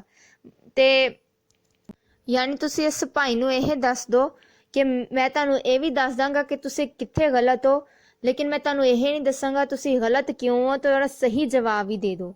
ਹੁਣ ਅਸੀਂ ਫਿਰ ਤੋਂ 16ਵੀਂ ਆਇਤ ਤੋਂ ਪੜਾਂਗੇ। ਇੱਥੇ खुदा ਦਾ कलाम कहता है, ए अंधे राह बताने वालों, तुम पर अफसोस जो कहते हो कि अगर कोई मकदिस की कसम खाए तो कुछ बात नहीं, लेकिन अगर मकदिस के सोने की कसम खाए तो उसका पाबंद होगा। ए अहमको और अंधो, सोना बड़ा है या मकदिस जिसने सोने को मुकद्दस किया। और फिर कहते हो कि अगर कोई कुर्बान गाह की कसम खाए तो कुछ बात नहीं, लेकिन जो नज़र उस पर चढ़ी हो अगर उसकी कसम खाए तो उसका पाबंद होगा। ए अंधो, नज़र बड़ी है या कुर्बान गाह जो नज़र को मुकद्दस करती है। बस जो कुर्बान गाह की कसम खाता है वो उसकी और उन सब चीज़ों की जो उस पर है कसम खाता है, और जो मकदिस की कसम खाता है वो उसकी और उसके रहने वाले की कसम खाता है, और जो आसमान की कसम खाता है वो खुदा के तख्त की और उस पर बैठने वाले की कसम खाता है। ए रियाकार फकीहों और फरीसियों, तुम पर अफसोस के पुदीना और सौंफ और ज़ीरा पर तो दयकी देते हो, पर तुमने शरीयत की ज़्यादा भारी बातों यानी इंसाफ और रहम और ईमान को छोड़ दिया। लाजिम था कि ये भी करते और वो भी ना छोड़ते। ए अंधे राह बताने वालों, जो मच्छर को तो छानते हो और ऊंट को निगल जाते हो। ए रियाकार फकीहों और फरीसियों, तुम पर अफसोस के प्याले और रकाबी को ऊपर से साफ करते हो, मगर वो अंदर लूट और नापरहेजगारी से भरे हैं। कि ਤੁਸੀਂ ਜਾਣਦੇ ਹੋ ਕਿ ਮੇਰੀ ਖਾਹਿਸ਼ ਆ ਕਿ ਕਾਸ਼ ਮੈਂ ਮਸੀਹ ਦੇ ਜ਼ਮਾਨੇ 'ਚ ਹੁੰਦੀ, ਤੇ ਕਿਉਂਕਿ ਇੱਕ ਲਫ਼ਜ਼ ਤਲਵਾਰ ਦੀ ਤਰ੍ਹਾਂ ਤੇਜ਼ ਆ ਜੋ ਪੂਰੀ ਚਮੜੀ ਨੂੰ ਚੀਰ ਡਾਲਦਾ ਹੈ। ਤੇ ਸਬਰ ਕਰੋ ਕਿ ਰੱਬਈ ਤੇ ਫਰੀਸੀ ਉੱਥੇ ਖੜੇ ਤੇ ਮੌਜੂਦ ਸੀਗੇ, ਤੇ ਉਹ ਸਭ ਯਿਸੂ ਮਸੀਹ ਸਭ ਉਹਨਾਂ ਨੂੰ ਕਹਿ ਰਿਹਾ ਸੀਗਾ। ਜਦ ਕਿ ਲੋਕ ਇਹ ਤੋਂ ਉਲਟ ਤਾਲੀਮ ਦਿੰਦੇ ਤੇ ਕਹਿੰਦੇ ਆ ਕਿ ਸਾਨੂੰ ਸ਼ਰਾਫਤ ਨਾਲ ਗੱਲ ਕਰਨੀ ਚਾਹੀਦੀ ਹੈ, ਸਾਨੂੰ ਨਰਮੀ ਰੱਖਣੀ ਚਾਹੀਦੀ ਆ। ਕਿ ਤੁਸੀਂ ਦੇਖ ਸਕਦੇ ਹੋ ਯਿਸੂ ਮਸੀਹ ਕਿੰਨਾ ਨਰਮ ਸੀਗਾ। ਯਿਸੂ ਮਸੀਹ ਨੇ ਰੱਬਾਈ ਦੇ ਨਾਲ ਕਿੰਨੀ ਨਰਮੀ ਵਰਤੀ। ਯਿਸੂ ਮਸੀਹ ਨੇ ਕਿੰਨੀ ਵਾਰ ਉਹਨਾਂ ਨੂੰ ਕਿਹਾ ਕਿ ਅਫਸੋਸ ਤੁਮ ਪਰ ਰੱਬਾਈ। ਯਿਸੂ ਮਸੀਹ ਨੇ ਕੀ ਕਿਹਾ, ਤੁਸੀਂ ਪਿਆਲੇ ਨੂੰ ਤਾਂ ਬਾਹਰੋਂ ਸਾਫ਼ ਕਰਦੇ, ਲੇਕਿਨ ਤੁਹਾਡੇ ਅੰਦਰ ਬਹੁਤ ਜ਼ਿਆਦਾ ਗੰਦ ਵਾ, ਤੁਹਾਡੇ ਅੰਦਰ ਕਚਰਾ ਭਰਿਆ ਹੋਇਆ ਹੈ। ਯਿਸੂ ਮਸੀਹ ਨੇ ਉਹਨਾਂ ਨੂੰ ਕਚਰਾ ਕਿਹਾ।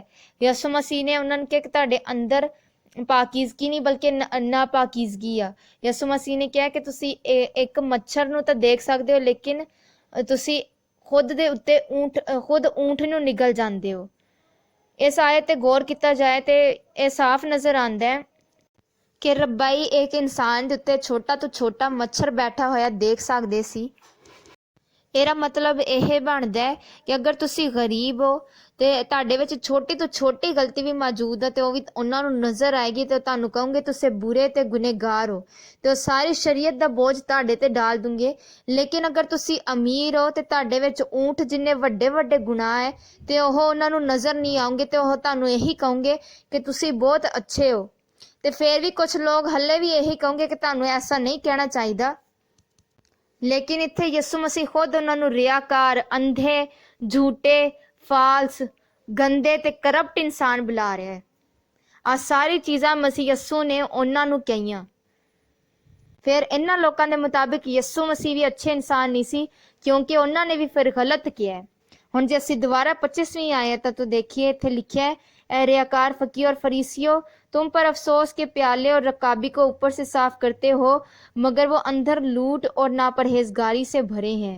ए अंधे फरीसी, पहले प्याले और रकाबी को अंदर से साफ कर ताकि ऊपर से भी साफ हो जाए। ए रियाकार फकीर और फरीसियों, تم پر افسوس کہ تم سفیدی پھری ہوئی قبروں کی مانند ہو جو اوپر سے تو خوبصورت دکھائی دیتی ہیں مگر اندر مردوں کی ہڈیوں اور ہر طرح کی نجاست سے بھری ہیں۔ ناقابل یقین! ਹੁਣ ਤੁਸੀਂ ਇੱਥੇ ਵੀ ਦੇਖ ਸਕਦੇ ਕਿ ਯਿਸੂ ਮਸੀਹ ਖੁਦ ਉਹਨਾਂ ਨਾਲ ਕਿੱਦਾਂ ਗੱਲ ਕਰ ਰਿਹਾ ਹੈ। ਯਿਸੂ ਮਸੀਹ ਨੇ ਉਹਨਾਂ ਨੂੰ ਸਿੱਧਾ ਸਿੱਧਾ ਜਵਾਬ ਦਿੱਤਾ ਹੈ। ਮੇਰਾ ਮਤਲਬ ਇਹ ਹੈ ਕਿ ਯਿਸੂ ਇਹ ਤੋਂ ਜ਼ਿਆਦਾ ਕੀ, ਇਹ ਤੋਂ ਵੱਧ ਕੀ ਹੋ ਸਕਦਾ ਹੈ ਕਿ ਲੋਕ ਤੁਹਾਨੂੰ ਇਸ ਤਰ੍ਹਾਂ ਦੇ ਟਫ ਵਰਡਸ ਇਸਤੇਮਾਲ ਕਰਨ। ਹੁਣ ਜਿਸ ਤਰ੍ਹਾਂ ਯਿਸੂ ਮਸੀਹ ਨੇ ਟਫ ਅਲਫਾਜ਼ ਇਸਤੇਮਾਲ ਕੀਤੇ, ਬਿਲਕੁਲ ਸਾਨੂੰ ਵੀ ਇਸ ਤਰ੍ਹਾਂ ਦੇ ਅਲਫਾਜ਼ ਇਸਤੇਮਾਲ ਕਰਨੇ ਚਾਹੀਦੇ ਆ, ਕਿਉਂਕਿ ਉਹ ਮੇਰਾ ਮਸੀਹ ਹੈ ਅਤੇ ਮਸੀਹਾ ਨੇ ਸਾਨੂੰ ਸਿਖਾਇਆ ਕਿ ਤੁਸੀਂ ਮੈਨੂੰ ਫੋਲੋ ਕਰੋ। ਯਿਸੂ ਮਸੀਹ ਨੇ ਇਹਨਾਂ ਆਇਤਾਂ ਵਿੱਚ ਕੀ ਆਖਿਆ? ਯਿਸੂ ਮਸੀਹ ਨੇ ਕਿਹਾ ਕਿ ਉਹ ਸਭ ਦੇ ਸਭ ਮੁਰਦਾ ਹੱਡੀਆਂ ਨਾਲ ਭਰੇ ਹੋਏ ਆ, ਤਮਾਮ ਤਰ੍ਹਾਂ ਕੀ ਨਾਪਾਕੀਆਂ ਤੋਂ ਭਰੇ ਹੋਏ ਆ। ਉਹ ਲੋਕ ਇਹ ਸਮਝ ਨਹੀਂ ਸੀ ਪਾ ਰਹੇ ਕਿ ਰੱਬਾਈ ਦਾ ਦਰਜਾ ਕੀ ਆ, ਅਤੇ ਮੈਂ ਉਹਨਾਂ ਨੂੰ ਦੱਸਦਾ ਕਿ ਉਹ ਬਿਲਕੁਲ ਐਸੇ ਹੀ ਆ ਜੈਸੇ ਅੱਜ ਦੇ ਗਵਰਨਰ ਨਾਲ ਗੱਲ ਕਰਨੀ ਹੋਏ। ਤੁਸੀਂ ਇਹਨਾਂ ਲੋਕਾਂ ਨੂੰ ਮਜ਼ਾਕ ਵਿੱਚ ਨਹੀਂ ਲੈ ਸਕਦੇ ਸੀ, ਕਿਉਂਕਿ ਆਹ ਲੋਕ ਦੂਸਰਿਆਂ ਦੀ ਮੌਤ ਦੀ ਵਜ੍ਹਾ ਵੀ ਬਣ ਸਕਦੇ ਸੀ ਅਤੇ ਉਹਨਾਂ ਨੇ ਬਾਅਦ 'ਚੋਂ ਐਸਾ ਹੀ ਕੀਤਾ। ਉਹ ਕੋਈ ਆਮ ਲੋਕ ਨਹੀਂ ਸੀ, ਕਿਸੇ ਆਮ ਲੋਕ ਨਾਲ ਗੱਲ ਨਹੀਂ ਸੀ ਕਰਨੀ।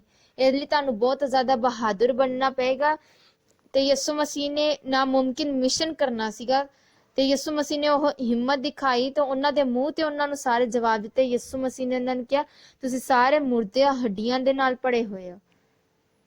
ਅਤੇ ਫਿਰ ਵੀ ਕੁਛ ਲੋਕ ਐਸੇ ਆ ਜੋ ਇਹ ਕਹਿੰਦੇ ਕਿ ਸਾਨੂੰ ਕਿਸੇ ਨੂੰ ਬੁਰਾ ਭਲਾ ਨਹੀਂ ਕਹਿਣਾ ਚਾਹੀਦਾ, ਸਾਨੂੰ ਕਿਸੇ ਦੇ ਖਿਲਾਫ ਨਹੀਂ ਬੋਲਣਾ ਚਾਹੀਦਾ। ਅਤੇ ਇੱਥੇ ਯਿਸੂ ਮਸੀਹ ਨੇ ਖੁਦ ਉਹਨਾਂ ਨੂੰ ਕਿਹਾ ਕਿ ਤੁਸੀਂ ਬਾਹਰੋਂ ਇੱਕ ਕਬਰ ਦੀ ਮਾਨੰਦ ਹੋ, ਜੋ ਬਾਹਰੋਂ ਤਾਂ ਖੂਬਸੂਰਤ ਸਫੈਦ ਰੰਗ ਦੀ ਹੁੰਦੀ ਹੈ, ਜੋ ਬਾਹਰੋਂ ਖੂਬਸੂਰਤ ਨਜ਼ਰ ਆਉਂਦੀ ਹੈ, ਲੇਕਿਨ ਅੰਦਰੋਂ ਮੁਰਦਾ ਹੱਡੀਆਂ ਅਤੇ ਤਮਾਮ ਤਰ੍ਹਾਂ ਦੀ ਨਾਪਾਕੀਆਂ ਨਾਲ ਭਰੀ ਹੋਈ ਆ। ਇਹਦਾ ਕੀ ਮਤਲਬ ਆ? ਯਿਸੂ ਮਸੀਹ ਉਹਨਾਂ ਨੂੰ ਸਿਖਾ ਰਿਹਾ ਸੀਗਾ ਕਿ ਉਹਨਾਂ ਦੇ ਅੰਦਰ ਕੋਈ ਅਹਿਸਾਸਾਤ ਨਹੀਂ ਹੈਗੇ, ਉਹ ਬਿਲਕੁਲ ਇੱਕ ਜ਼ੋਂਬੀ ਦੀ ਮਾਨੰਦ ਆ ਜੋ ਲੋਕਾਂ ਦੀ ਮੌਤ ਦੀ ਵਜ੍ਹਾ ਬਣਦੀ ਆ। ਉਹ ਆਪ ਤਾਂ ਨਾਪਾਕ ਹੀ ਅਤੇ ਸ਼ੈਤਾਨ ਦੇ ਨਾਲ ਭਰੇ ਹੋਏ ਆ ਅਤੇ ਇਨਸਾਨਾਂ ਦੀ ਹੱਡੀਆਂ ਨੂੰ ਜ਼ਿੰਦਾ ਨਿਕਲ ਜਾਂਦੇ ਆ ਅਤੇ ਲੋਕਾਂ ਨੂੰ ਜ਼ਿੰਦਾ ਨਿਗਲ ਜਾਂਦੇ ਆ ਅਤੇ ਇਸ ਤਰ੍ਹਾਂ ਦੂਸਰਿਆਂ ਨੂੰ ਵੀ ਜਹੰਨਮ 'ਚ ਲਿਜਾਣ ਦਾ ਬਾਇਸ ਬਣਦੇ ਆ। ਅਤੇ 28ਵੀਂ ਆਇਤ 'ਚ ਯਿਸੂ मसीह ने क्या है, इसी तरह तुम भी ज़ाहिर में तो लोगों को रास्तबाज दिखाई देते हो मगर बातिन में रियाकारी और बेदीनी से भरे हो।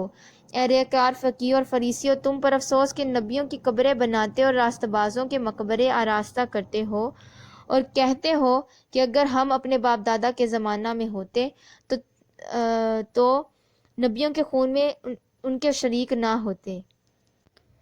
इस तरह तुम अपनी निस्बत गवाही देते हो कि तुम नबियों के कातिलों के फर्जंद हो। अगली आयत से यीशु मसीह ने क्या है कि गर्ज अपने बाप दादा का पैमाना भर दो, ए सांपो, ए अफई के बच्चों, तुम जहन्नुम की सज़ा से क्यों कर बचोगे। ਹੁਣ ਇੱਥੇ ਯਿਸੂ ਮਸੀਹ ਨੇ ਉਹਨਾਂ ਨੇ ਕਿਹਾ, ਐ सांपो, ए अफई के बच्चों।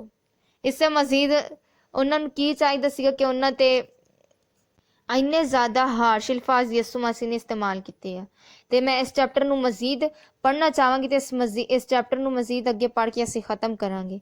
ਯਿਸੂ ਮਸੀਹ ਨੇ ਅੱਗੇ ਆ ਕੇ ਹੈ, उनमें से इसलिए देखो मैं नबियों और दानाओं और फ़कीहों को तुम्हारे पास भेजता हूँ, उनमें से तुम बाज़ को कत्ल और मसलूब करोगे और बाज़ को अपने इबादत खानों में कोड़े मारोगे और शहर ब शहर सताए फिरोगे ताकि सब रास्तबाजों का खून जो ज़मीन पर बहाया गया तुम पर आए। रास्तबाज हाबिल के खून से लेकर बरकिया के बेटे ज़कराया के खून तक, जिसे तुमने मकदिस और कुर्बानगाह के दरमियान कत्ल किया। मैं तुमसे सच कहता हूँ कि ये सब कुछ इस ज़माना के लोगों पर आएगा। ए यरूशलेम, तू जो नबियों को कत्ल करता है और जो तेरे पास भेजे गए उनको संसार करता है, कितनी बार मैंने चाहा कि जिस तरह मुर्गी अपने बच्चों को परों तले जमा कर लेती है, उसी तरह मैं भी तेरे लड़कों को जमा कर लूँ, मगर तुमने ना चाहा। देखो तुम्हारा घर तुम्हारे लिए वीरान छोड़ा जाता है, क्योंकि मैं तुमसे कहता हूँ कि अब से मुझे फिर हरगिज़ न देखोगे जब तक ना कहोगे कि मुबारक है वो जो खुदावंद के नाम से आता है। आमीन। ਹੁਣ ਤੁਸੀਂ ਇਸ ਚੈਪਟਰ ਨੂੰ ਆਖਿਰ ਤੇ ਦੇਖ ਸਕਦੇ ਕਿ ਇੱਥੇ ਯਿਸੂ ਮਸੀਹ ਯਰੂਸ਼ਲਮ ਦੇ ਲਈ ਪਰੇਸ਼ਾਨ ਆ। ਯਿਸੂ ਮਸੀਹ ਕਹਿੰਦੇ ਕਿ ਯਰੂਸ਼ਲਮ ਦੇ ਰਹਿਣੇ ਵਾਲਿਓ, ਐ ਯਰੂਸ਼ਲਮ, ਤੁਸੀਂ ਜੋ ਨਬੀਆਂ ਨੂੰ ਕਤਲ ਕਰਦੇ ਹੋ, ਤੁਹਾਡੇ ਲਈ ਇਹ ਜਗ੍ਹਾ ਵੀਰਾਨ ਰਹਿ ਜਾਏਗੀ। ਤੁਸੀਂ ਮੇਰੇ ਪੈਗੰਬਰਾਂ ਨੂੰ ਪੱਥਰਾਂ ਨਾਲ ਕਤਲ ਕਰ ਦਿਓ। ਮੈਂ ਬਹੁਤ ਕੋਸ਼ਿਸ਼ ਕੀਤੀ ਕਿ ਤੁਹਾਨੂੰ ਮੁਰਗੀ ਜਿਸ ਤਰ੍ਹਾਂ ਆਪਣੇ ਬੱਚਿਆਂ ਨੂੰ ਆਪਣੇ ਪਰਾਂ ਥੱਲੇ ਛੁਪਾ ਲੈਂਦੀ ਆ, ਬਿਲਕੁਲ ਉਸੇ ਤਰ੍ਹਾਂ ਮੈਂ ਵੀ ਤੁਹਾਨੂੰ ਮਹਿਫੂਜ਼ ਕਰ ਲਵਾਂ ਆਪਣੇ ਉਸ ਭਰਪੂਰ ਮੁਹੱਬਤ ਵਾਲੇ ਪਰਾਂ ਦੇ ਨੀਚੇ, ਲੇਕਿਨ ਤੁਸੀਂ ਇਸ ਗੱਲ ਦਾ ਇਨਕਾਰ ਕਰ ਦਿੱਤਾ। ਇਸ ਕਰਕੇ ਤੁਹਾਡਾ ਇਹ ਘਰ ਖਾਲੀ ਰਹਿ ਜਾਏਗਾ। ਲੇਕਿਨ ਫਿਰ ਵੀ ਤੁਸੀਂ ਪਿੱਛੇ ਮੁੜ ਕੇ ਜ਼ਰੂਰ ਦੇਖੋਗੇ ਤਾਂ ਤੁਸੀਂ ਕਹੋਗੇ, ਮੁਬਾਰਕ ਹੈ वो जो खुदावंद के नाम से आता है। ਇਸ ਲਈ ਗਲਤ ਤਾਲੀਮ ਦੇਣ ਵਾਲੇ ਬਹੁਤ ਜ਼ਿਆਦਾ ਖਤਰਨਾਕ ਹੁੰਦੇ ਆ, ਕਿਉਂਕਿ ਤੁਹਾਨੂੰ ਗਲਤ ਤਾਲੀਮ ਦੇ ਕੇ ਖੁਦ ਮਸੀਹ ਤੋਂ ਦੂਰ ਕਰ ਦਿੰਦੇ ਆ। ਤੇ ਇੱਥੇ ਤੱਕ ਆਹ ਤਰੀਕਾ ਬਹੁਤ ਜ਼ਿਆਦਾ ਆਸਾਨ ਆ। ਤੁਸੀਂ ਇਹਨੂੰ ਬਾਈਬਲ ਦੇ ਵਿੱਚ ਦਿਖਾ ਸਕਦੇ ਇੱਕ ਆਇਤ ਦੇ ਨਾਲ ਨਹੀਂ, ਬਲਕਿ ਪੂਰੇ ਦੇ ਪੂਰੇ ਬਾਬ ਦੇ ਨਾਲ। ਤੇ ਤੁਸੀਂ ਕਿਸੇ ਵੀ ਚੀਜ਼ ਨੂੰ ਮਿਸਕੋਟ ਕਰਨ ਤੋਂ ਬਚਾ ਸਕਦੇ ਕਿ ਤੁਸੀਂ ਕਿਸੇ ਆਇਤ ਨੂੰ ਜੇ ਮਿਸਕੋਟ ਕੀਤਾ ਜਾਂਦਾ ਹੈ ਤੇ ਉਹਨਾਂ ਦਾ ਏਜੰਡਾ ਤੁਹਾਨੂੰ ਪਤਾ ਲੱਗ ਜਾਂਦਾ ਜਦੋਂ ਤੁਸੀਂ ਪੂਰੇ ਬਾਬ ਨੂੰ ਪੜ੍ਹਦੇ ਹੋ। ਤੇ ਤੁਸੀਂ ਇੱਥੇ ਦੇਖ ਸਕਦੇ ਕਿ ਇੱਥੇ ਯਿਸੂ ਮਸੀਹ ਨੇ ਕਿੰਨੀ ਦਫਾ ਉਹਨਾਂ ਨੂੰ ਰਿਆਕਾਰ ਬੁਲਾਇਆ ਹੈ। ਤੇ ਇਸ ਤਰ੍ਹਾਂ ਅਸੀਂ ਕਿਸੇ ਵੀ ਰਿਆਕਾਰ ਨੂੰ ਰਿਆਕਾਰ ਬੁਲਾ ਸਕਦੇ ਹਾਂ, ਕਿਸੇ ਵੀ ਝੂਠੇ ਨੂੰ ਝੂਠਾ ਬੁਲਾ ਸਕਦੇ ਹਾਂ, ਕਿਸੇ ਵੀ ਚੋਰ ਨੂੰ ਚੋਰ ਬੁਲਾ ਸਕਦੇ ਹਾਂ, ਤੇ ਤੁਸੀਂ ਕਿਸੇ ਵੀ ਮੁਖਾਲਫੇ ਮਸੀਹ ਨੂੰ ਮੁਖਾਲਫੇ ਮਸੀਹ ਪੁਕਾਰ ਸਕਦੇ ਹਾਂ। ਬਾਈਬਲ ਇਹ ਦੱਸਦੀ ਆ ਮੁਖਾਲਫੇ ਮਸੀਹ ਉਹ ਆ ਜੋ ਬਾਪ ਤੇ ਬੇਟੇ ਦਾ ਇਨਕਾਰ ਕਰੇ, ਤੇ ਜੋ ਕੋਈ ਉਹਦਾ ਇਨਕਾਰ ਕਰਦਾ ਵਾ ਕਿ ਯਿਸੂ ਮਸੀਹ ਮਸੀਹਾ ਵਾ, ਤੇ ਬਾਈਬਲ ਇਹ ਦੱਸਦੀ ਆ ਕਿ ਉਹ ਝੂਠਾ ਵਾ ਤੇ ਮੁਖਾਲਫੇ ਮਸੀਹ ਆ। ਤੇ ਬਹੁਤ ਜ਼ਿਆਦਾ ਝੂਠੇ ਲੋਕ ਐਸੇ ਆ ਜੋ ਕਹਿੰਦੇ ਕਿ ਅਸੀਂ ਕਿਸੇ ਦੂਸਰੇ ਨੂੰ ਮੁਖਾਲਫੇ ਮਸੀਹ ਜਾਂ ਬੁਰਾ ਨਹੀਂ ਕਹਿ ਸਕਦੇ, ਜਦਕਿ ਬਾਈਬਲ ਇਹ ਸਾਫ਼-ਸਾਫ਼ ਕਹਿੰਦੀ ਹੈ ਕਿ ਮੁਖਾਲਫੇ ਮਸੀਹ ਉਹ ਆ ਜੋ ਕਿ ਯਿਸੂ ਮਸੀਹ ਦਾ ਇਨਕਾਰ ਕਰਦਾ ਵਾ ਤੇ ਖੁਦਾ ਬਾਪ ਦਾ ਇਨਕਾਰ ਕਰਦਾ, ਉਹ ਮੁਖਾਲਫੇ ਮਸੀਹ ਆ। ਤੇ ਨਾ ਗਲਤ ਪ੍ਰਚਾਰਕ ਆਪਣੀ ਮਰਜ਼ੀ ਦੇ ਮੁਤਾਬਿਕ ਸਾਨੂੰ ਕੁਛ ਨਹੀਂ ਸਿਖਾ ਸਕਦੇ। ਅਗਰ ਅਸੀਂ ਮਸੀਹੀਅਤ ਨੂੰ ਪ੍ਰੈਕਟਿਸ ਕਰਨਾ ਚਾਹੁੰਦੇ ਹਾਂ ਤੇ ਸਾਨੂੰ ਚਾਹੀਦਾ ਕਿ ਅਸੀਂ ਇਰਦ ਗਿਰਦ ਦੇ ਲੋਕਾਂ ਦੇ ਨਾਲ ਟਰੂਥਫੁਲ ਰਹੀਏ ਤੇ ਆਪਣੇ ਆਪ ਨੂੰ ਵੈਸੇ ਹੀ ਦਿਖਾਈਏ ਜੈਸੇ ਕਿ ਅਸੀਂ ਹੈਗੇ ਆ। ਤੇ ਅਗਰ ਕੋਈ ਗਲਤ ਆ ਤੇ ਤੁਹਾਨੂੰ ਚਾਹੀਦਾ ਤੁਸੀਂ ਉਹਦੇ ਖਿਲਾਫ ਬੋਲੋ, ਕਿਉਂਕਿ ਉਹ ਗਲਤ ਆ ਤੇ ਆਹ ਚੀਜ਼ ਤੁਹਾਨੂੰ ਕਿਸੇ ਦੀ ਨਜ਼ਰ 'ਚ ਨਫ਼ਰਤ ਅੰਗੇਜ਼ ਨਹੀਂ ਬਣਾਉਂਗੀਆਂ। ਬਹੁਤ ਵੱਡਾ ਝੂਠ ਆ। ਜਿਸ ਤਰ੍ਹਾਂ ਕਿ ਅਸੀਂ ਆਪ ਦੇਖਿਆ ਕਿ ਯਿਸੂ ਮਸੀਹ ਨੇ ਰਿਆਕਾਰ ਕਿਹਾ, ਫਰੀਸੀਆਂ ਨੂੰ ਝੂਠਾ ਕਿਹਾ, ਸਾਂਪ ਦੇ ਬੱਚੇ ਕਿਹਾ, ਉਹਨਾਂ ਨੂੰ ਖੁਦ ਸਾਂਪ ਕਿਹਾ, ਤੇ ਇਹ ਤੋਂ ਜ਼ਿਆਦਾ ਕੀ ਹੋ ਸਕਦਾ। ਯਿਸੂ ਮਸੀਹ ਨੇ ਕਿੰਨੀ ਦਫਾ ਇਹਨਾਂ ਨੂੰ ਰਿਆਕਾਰ ਕਿਹਾ ਕਿ ਜਿਸ ਤਰ੍ਹਾਂ ਕਿ ਤੁਸੀਂ ਇਹਨਾਂ ਆਯਾਤਾਂ ਦੇ ਵਿੱਚ ਆਪ ਦੇਖਿਆ। ਤੇ ਜਿਸ ਤਰ੍ਹਾਂ ਕਿ ਤੁਸੀਂ ਸਾਰੇ ਜਾਣਦੇ ਹੋ ਕਿ ਸਾਡੇ ਲਈ ਬਿਹਤਰੀਨ ਮਿਸਾਲ ਯਿਸੂ ਮਸੀਹ, ਨਾ ਕਿ ਕੋਈ ਪਾਸਟਰ, ਨਾ ਕੋਈ ਬਿਸ਼ਪ, ਨਾ ਕੋਈ ਪ੍ਰੀਸਟ, ਨਾ ਕੋਈ ਰੱਬਾਈ। ਬਿਲਕੁਲ ਇਹਨਾਂ ਰੱਬਾਈਆਂ ਦੀ ਤਰ੍ਹਾਂ ਜੋ ਊਂਠ ਨੂੰ ਨਿਕਲ ਜਾਂਦੇ ਆ, ਜੋ ਆਪਣੇ ਉੱਤੇ ਇੱਕ ਮੱਛਰ ਨੂੰ ਬੈਠਾ ਹੋਇਆ ਦੇਖ ਸਕਦੇ ਆ, ਤੇ ਇਸ ਜ਼ਰੀਏ ਦੇ ਨਾਲ ਉਹ ਦੂਸਰਿਆਂ ਨੂੰ ਗੁਨਾਹਗਾਰ ਠਹਿਰਾਉਂਦੇ ਆ। ਲੇਕਿਨ ਮੇਰੇ ਅਜ਼ੀਜ਼ੋ, ਤੁਸੀਂ ਐਸੇ ਲੋਕਾਂ ਦੀ ਨਾ ਸੁਣੋ। ਤੇ ਐਸੇ ਬਹੁਤ ਜ਼ਿਆਦਾ ਲੋਕ ਆ ਜੋ ਮੇਰੀ ਵੀ ਮੁਖਾਲਫਤ ਕਰਦੇ ਆ ਤੇ ਉਹ ਕਹਿੰਦੇ ਕਿ ਤੁਸੀਂ ਜੋ ਦੱਸਦੇ ਹੋ ਬਿਬਲੀਕਲ ਨਹੀਂ ਆ ਤੇ ਬਾਈਬਲ ਦੇ ਖਿਲਾਫ ਤੁਸੀਂ ਗੱਲ ਕਰਦੇ ਹੋ, ਜਦਕਿ ਐਸਾ ਨਹੀਂ ਹੈ, ਕਿਉਂਕਿ ਆਹ ਕਲਾਮ ਉਹਨਾਂ ਦੇ ਦਿਲਾਂ ਨੂੰ ਛੇਦਦਾ ਵਾ ਤੇ ਉਹ ਜਾਣਦੇ ਆ ਕਿ ਉਹ ਰਿਆਕਾਰ ਆ। ਤੇ ਜਿਸ ਤਰ੍ਹਾਂ ਕਿ ਮਸੀਹ ਨੇ ਕਿਹਾ ਕਿ ਤੁਸੀਂ ਉਹਨਾਂ ਦੇ ਫਲਾਂ ਤੋਂ ਉਹਨਾਂ ਨੂੰ ਪਹਿਚਾਣ ਲਓਗੇ। ਯਿਸੂ ਮਸੀਹ ਦੀ ਤਾਲੀਮ ਗਲਤ ਪ੍ਰਚਾਰਾਂ ਦੀ ਤਾਲੀਮ ਨੂੰ ਤਰਕ ਕਰਦੀ ਸੀਗੀ। ਇਸੇ ਤਰ੍ਹਾਂ ਉਹਦੇ ਸ਼ਾਗਿਰਦ ਨੇ ਵੀ ਕੀਤਾ। ਤੇ ਯਹੋਨਾ ਬਪਤਿਸਮਾ ਦੇਣੇ ਵਾਲੇ ਨੇ ਆਪਣੀ ਜਾਨ ਕਿਸ ਤਰ੍ਹਾਂ ਦਿੱਤੀ। ਯਹੋਨਾ ਬਪਤਿਸਮਾ ਦੇਣੇ ਵਾਲੇ ਨੇ ਆਪਣੀ ਜ਼ਿੰਦਗੀ ਦੇ ਦਿੱਤੀ। ਔਰ ਮੈਂ ਤੁਹਾਨੂੰ ਇੱਕ ਮਿਸਾਲ ਦਿੰਦੀ ਹਾਂ ਕਿ ਝੂਠੇ ਖਾਦਿਮ ਜੋ ਖੁਦ ਨੂੰ ਮਸੀਹੀ ਕਹਿੰਦੇ ਆ, ਤਾਂ ਉਹਨਾਂ ਵਾਸਤੇ ਤੁਹਾਨੂੰ ਇੱਕ ਮਿਸਾਲ ਦੇ ਰਹੀ ਹਾਂ ਕਿ ਤੁਹਾਨੂੰ ਯਾਦ ਹੋਏਗਾ ਕਿ ਬਾਈਬਲ ਦੀ ਇੱਕ ਆਇਤ ਆ ਜੋ ਦੱਸਦੀ ਆ ਕਿ ਸਾਨੂੰ ਗਵਰਨਰ ਨੂੰ ਫੋਲੋ ਕਰਨਾ ਚਾਹੀਦਾ, ਸਾਨੂੰ ਆਪਣੇ ਬਾਦਸ਼ਾਹ ਨੂੰ ਓਬੇ ਕਰਨਾ ਚਾਹੀਦਾ ਵਾ। ਤੇ ਅਸੀਂ ਐਸੇ ਲੋਕ ਨਹੀਂ ਹੈ ਜੋ ਬਾਦਸ਼ਾਹ ਦੇ ਖਿਲਾਫ ਉੱਠ ਖੜੀਏ ਹੋਈਏ ਤੇ ਇੱਕ ਰੈਵੋਲੂਸ਼ਨ ਲਿਆਈਏ ਤੇ ਇੱਕ ਨਈ ਹਕੂਮਤ ਸੰਭਾਲੀਏ। ਨਾ ਹੀ ਸਾਨੂੰ ਅਥਾਰਟੀ ਦੀ ਜ਼ਰੂਰਤ ਆ। ਤੇ ਲੋਕ ਬਾਈਬਲ ਦੇ ਵਿੱਚੋਂ ਕੁਛ ਆਇਤਾਂ ਨਿਕਾਲ ਕੇ ਉਹਦਾ ਮਤਲਬ ਇਸ ਤਰ੍ਹਾਂ ਗਾਇਬ ਕਰ ਦਿੰਦੇ ਆ। ਤੇ ਜਦਕਿ ਬਾਈਬਲ ਇਹ ਦੱਸਦੀ ਕਿ ਸਾਨੂੰ ਬਗਾਵਤ ਨਹੀਂ ਕਰਨੀ ਚਾਹੀਦੀ, ਕਿਉਂਕਿ ਜੋ ਤੇ ਲੋਕੀ ਕਹਿੰਦੇ ਕਿ ਜੋ ਬਾਦਸ਼ਾਹ ਮੁੰਤਖਬ ਕੀਤਾ ਗਿਆ ਉਹ ਖੁਦਾ ਦੀ ਤਰਫ ਤੋਂ ਚੁਣਿਆ ਹੋਇਆ ਵਾ।